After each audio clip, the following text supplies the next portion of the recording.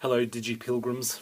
This is the first of our video blogs which we're uploading every night of our pilgrimage from Lindisfarne Island to Durham Cathedral to go and see the Lindisfarne Gospels. It's the first day and I am exhausted. I'm absolutely exhausted. Let me show you outside the kind of sunshine that we've got now. That is the historic Bamburgh Castle. I can see it from my window here. In fact, this very building that we're staying in, it's a B&B, it's actually owned by the castle. Look at the skies, blue. Look at the beautiful sunshine. Well, all I can say is that is not what we've had all day. In fact, from the very beginning we left Lindisfarne Island this morning, we had gale force winds and we had really quite cutting rain. In fact, my face is still stinging from the wind and from the rain that we've had. We've been trudging through mud. We've been going uphill most of the way, and so I am tired. 14 miles we've walked today. Really, it's only the average of what we're going to be doing every day, and my feet are feeling it.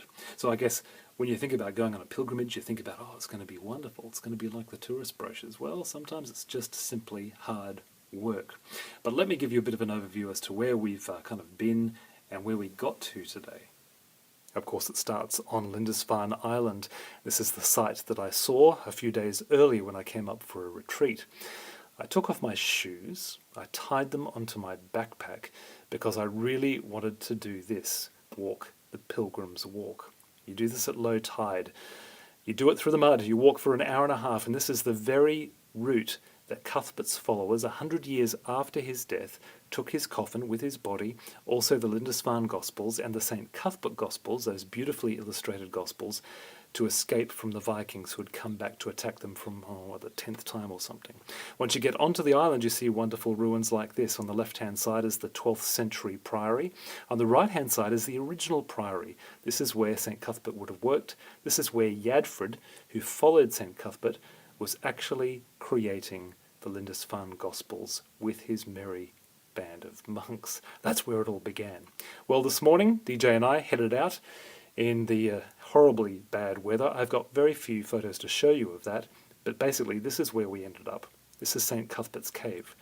When St. Cuthbert's followers took his body and took the Lindisfarne Gospels away, running away from the Vikings, this is where they ended up for a period of time. And it's the most amazing place, about 10 miles away from Lindisfarne, and quite an amazing natural beauty, really. This amazing cave with such immense significance. And there is young DJ after he just had a bit of lunch. And a little bit about what we're learning spiritually through this whole trek. Well, it's only been the first day so far, but a couple of things I would say. We're going to be reading a psalm every morning, which we're going to tweet out every morning as well, so you can join in if you'd like to read it out in the morning.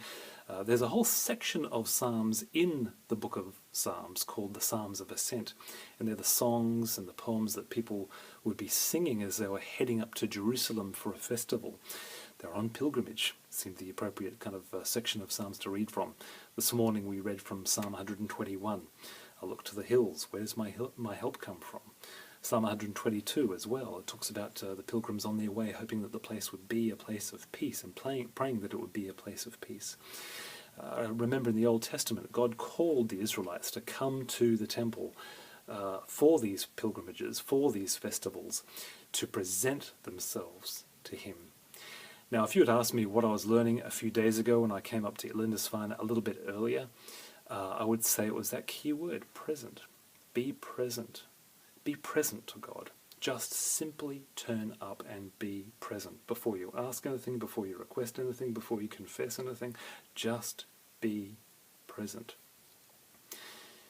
Today's lesson, I would say just keep going.